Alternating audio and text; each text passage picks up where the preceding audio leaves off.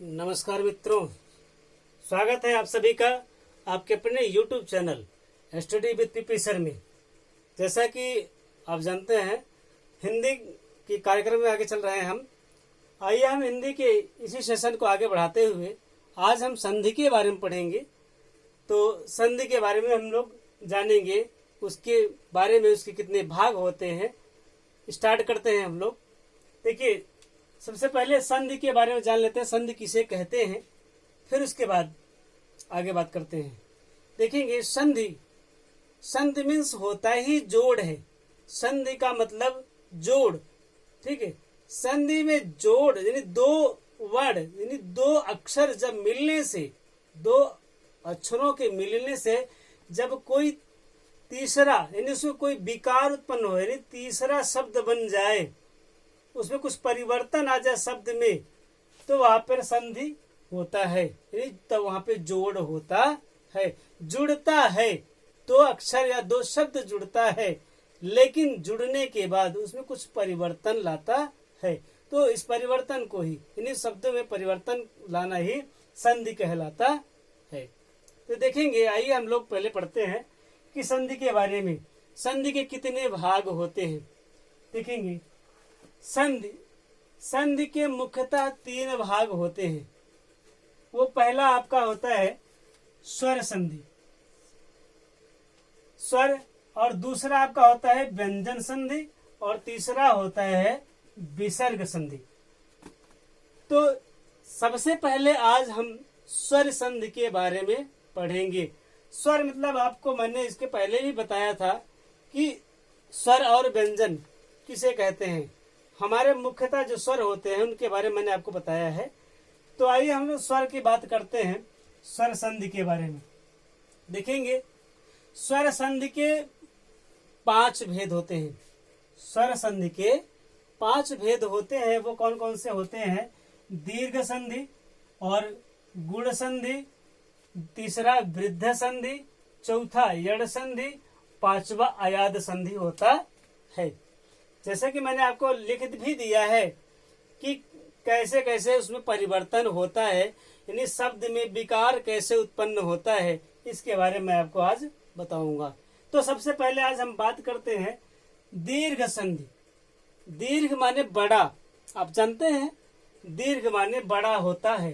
तो देखेंगे कैसे कैसे ये शब्द में विकार उत्पन्न करता है। जैसे छोटा आ धन छोटा आ मिलके बनता है बड़ा आ। अगर इधर पहले बड़ा आ हो और बाद में छोटा आ हो, फिर भी क्या बनेगा? बड़ा आ ही बनेगा। और चाहे दोनों ही, हालांकि मैंने लिखा नहीं है, चाहे दोनों ही, चाहे इधर बड़ा आ और इधर बड़ा आ हो, तब भी दोनों मिलकर के बड़ा आ ही होता है। या फिर तो चाहे इधर बड़ा आ या इधर छोटा आ हो, या इधर छोटा आ और इधर बड़ा आ हो, फिर भी दोनों मिलकर के बड़ा आ ही होता है, यानी दीर्घ हो जाता है। तो देखेंगे इसी प्रकार से छोटी ई धन यानी छोटी ई बराबर हो जाता है बड़ी ई। फिर इधर बड़ी ई है और इधर छोटी है, फिर भी क्या हो जाएगा? बड़ी ई हो जाएगा। आइए इसी तरह बात करते हैं। छोटा ऊ धन छोटा ऊ बराबर बड़ा ऊ, और बड़ा ऊ धन छोटा ऊ बराबर, फिर भी बड़ा ऊ हो जाता है। ये तो समझने के लिए है कि अब शब्द में ये कैसे लगता है, यानी शब्दों में कैसे जुड़ता है।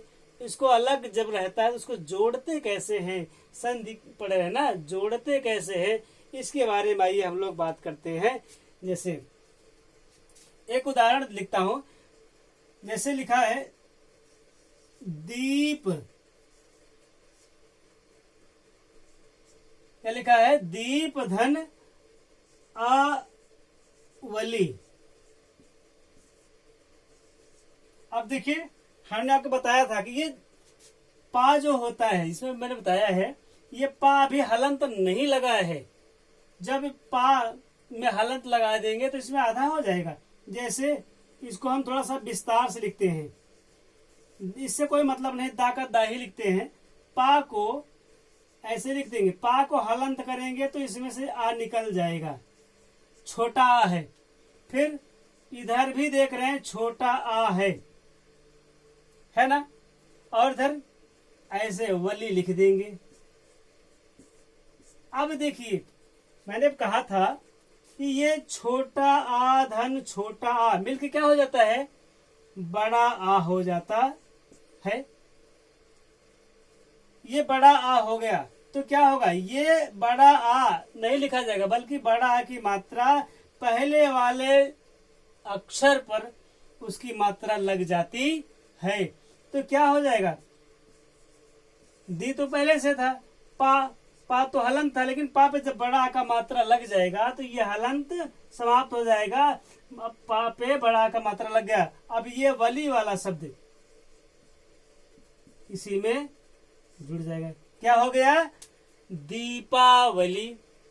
ठीक, इसी प्रकार से मैं आपको और भी उदाहरण लिख के दिखा रहा हूं, शायद समझ में आएगा। देखिएगा, जैसे लिखा गया है, हम लोग ज्यादातर पढ़ते हैं, जैसे लिखा गया है मरण। क्या लिखा गया है, मरण धन आसन। अब देखेंगे हमें लिखा है मरण धन आसन। अब इसमें से हम अलग करेंगे थोड़ा विस्तार रूप से समझने के लिए। ऐसा कुछ नहीं, अगर आप समझ जाएंगे तो डायरेक्टली इसका आंसर लिख सकते हैं, लेकिन मैं समझने के लिए आपको ये विस्तार रूप से बता रहा हूं। शायद ही ये कोई बताएगा, आपको इतना डीपली समझाने का कोई प्रयास करेगा। तो देखेंगे म, फिर अड़ा तो लिखेंगे, लेकिन इसमें से हलंत कर देंगे। इसमें से छोटा है, क्योंकि मैंने आपको बताया पहले भी, इन्हीं वर्ड यानी व्यंजन का जितना भी अक्षर होता है बिना स्वर की सहायता से नहीं बोला जा सकता है। अगर बोला जाएगा तो अगर इसको निकाल देंगे इन्हीं स्वर को, तब वो आधा हो जाता है, और उसके साथ में बोलेंगे तो स्वर उसमें जुड़ा होता है। तो अब देखेंगे ये बड़ा आ है। अब इधर हम सन ऐसे ही लिख देंगे, कुछ नहीं लिखना है। ठीक है, अब देखिए मैंने बताया है कि चाहे इधर छोटा हो चाहे इधर बड़ा हो, चाहे इधर बड़ा हो चाहे इधर छोटा हो, दोनों मिल करके ही क्या बन जाता है, बड़ा आ बन जाता है। अब बड़ा आ बन गया। अब बड़ा आ क्या बने, क्या बताए, ये बड़ा आ की मात्रा किस पे लगेगा, आड़ा पे लग जाएगा। ठीक है, ये दोनों मिल करके ये बड़ा आ बना, तो ये बड़ा आ की मात्रा किस पे लगेगा, आड़ा पे। तो ये क्या हो जाएगा, ऐसे लिखा जाएगा म र।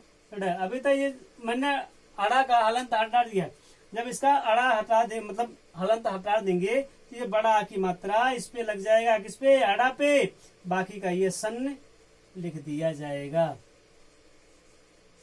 तो क्या हो गया, मरड़ा सन्न हो गया।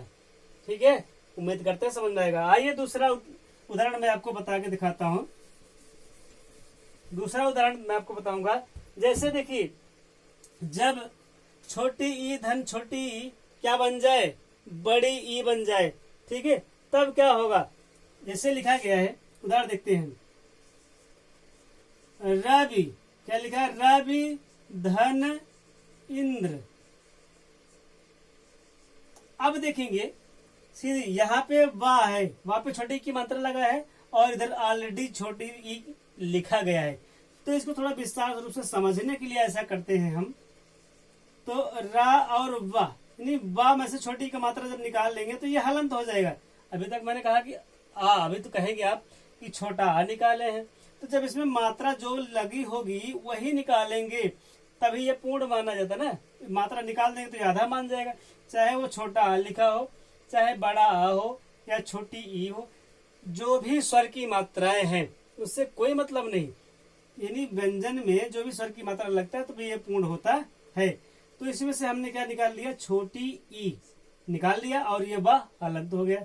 फिर इधर क्या है, छोटी ई लिखा गया है, प्लस इसको ऐसे लिख दीजिए, कोई मतलब नहीं इसका। ठीक है, तो मैंने आपको सीधा सीधा बताया, छोटी ई धन क्या हो जाता है, बड़ी ई बन जाता है। तो ये बड़ी ई की मात्रा किसमें लगेगा, वहां पे लग जाएगा। सीधी सी बात है ना। ये बड़ी ई की मात्रा लग जाएगा किस पे, वहां पे। तो क्या हो जाएगा, रा बाग पे हलंत हटाते हैं तो मैंने कहा क्या लगेगा, ये वाला ई की मात्रा लगेगा, वा पे बड़ी की मात्रा लग गया, फिर बाकी का ये वाला ऐसे ही लिख देंगे तो क्या हो गया, रविंद्र।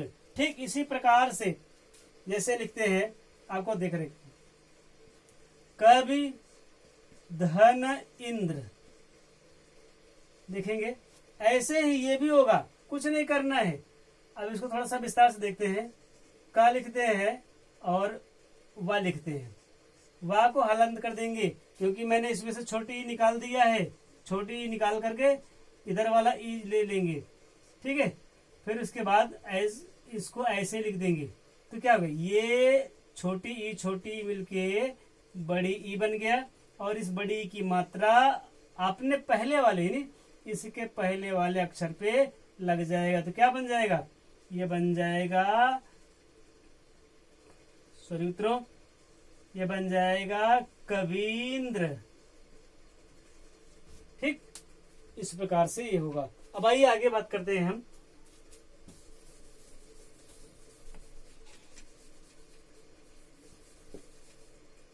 देखिए अगर छोटा ऊ और छोटा ऊ हो तो क्या बन जाएगा, तब भी बड़ा ऊ बन जाएगा, यानी दीर्घ हो जाएगा। अभी मैं क्या पढ़ रहा हूं, दीर्घ संधि हम लोग पढ़ रहे हैं। जैसे लिखा गया है,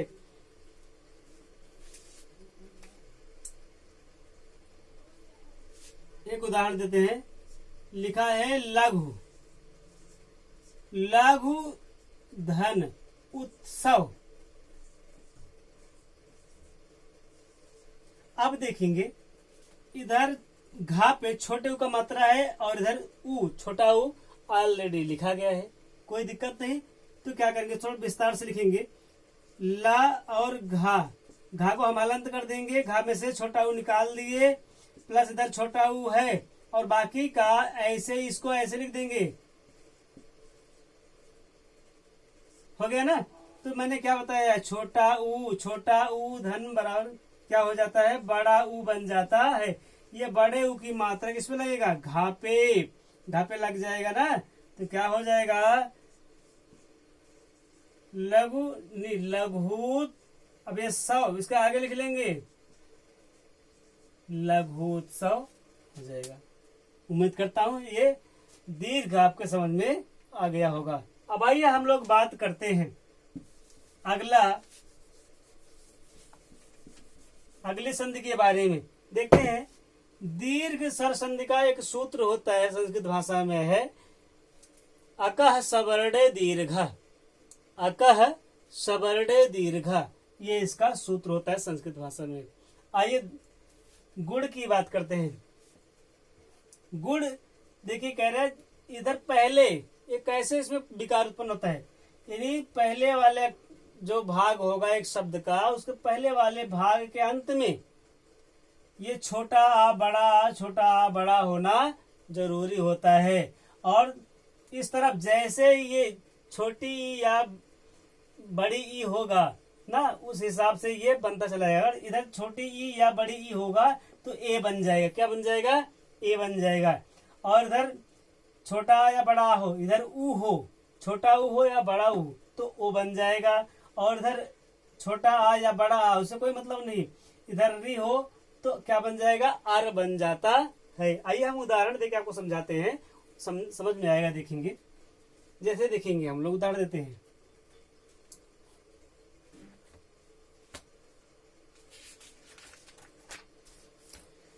इसे लिखा गया है वीर धन इंद्र। जैसे हम आपको उदाहरण देते हैं, वीर धन इंद्र। हमने क्या बताया है, इधर ये छोटा आ होना चाहिए ना, तो आप कहेंगे इधर छोटा आ तो है ही नहीं है। अभी मैंने जस्ट कुछ मिनट पहले बताया है कि इधर आ है, कैसे है मैं दिखा रहा हूं। बी और रा, जब इसमें से हम छोटा आ निकालेंगे तो रा हलंत हो जाएगा कि नहीं हो जाएगा। इसमें छोटा आ छुपा हुआ है, वो मुझे नहीं दिखाई पड़ रहा है ना, तो है। लेकिन अब इधर से पहले से ही छोटी ई है और बाकी का इसको ऐसे ही लिख देंगे, ठीक है, तो मैंने मतलब क्या बताया है, छोटा आ यानी छोटा आ और छोटी ई मिलकर क्या होता है, ए बन जाता है। क्या बनता है, ए बन जाता है ना, हमने आपको बताया है। तो ए क्या, ए नहीं लिखा जाता, बल्कि ए की मात्रा रा पे लग जाती है। किस पे लगता है, रा पे लग जाता है, बाकी का ऐसे लिख दिया जाता है। देखिए कैसे लिखा जाएगा, रा लिख दिए ना, फिर रा पे किसकी मात्रा लगाएंगे, ए की मात्रा लगाएंगे, बाकी का ऐसे ही लिख देंगे। क्या हो गया, वीरेंद्र। समझ में आया। और ऐसे देखिए दूसरा उदाहरण आपको देते हैं।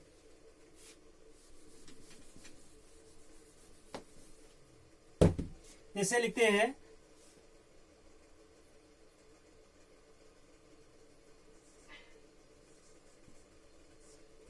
रमाधन ईस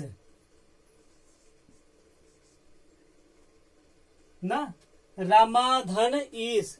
अभी मैंने क्या बताया, चाहे इधर छोटा हो चाहे बड़ा हो, ये देखेंगे, चाहे छोटा हो चाहे बड़ा हो, इधर चाहे छोटी हो या बड़ी हो, कोई फर्क नहीं पड़ता है ना। तो देखेंगे इसको थोड़ा सा विस्तारित रूप से, जबकि आपको ऐसा करना है नहीं। अगर नहीं समझ में आ रहा है, इसके लिए मैं ऐसा कर रहा हूं, ताकि आपके समझ में विस्तार से समझाने से आ जाए समझ में, बाकी क्या ऐसा कुछ नहीं है। तो ऐसे लिखेंगे, इसमें से मैंने बड़ा आ निकाल लिया और इधर से पहले से ही बड़ी ई है, फिर सा लिख देंगे। ठीक, अब अभी मैंने बताया कि बड़ा आ हो या छोटा आ हो, और इधर बड़ी ई हो या छोटी हो, उससे कोई मतलब नहीं। क्या बन जाता है, ए बन जाता है। तो ए की मात्रा मापे लग जाएगा। सॉरी मित्रों,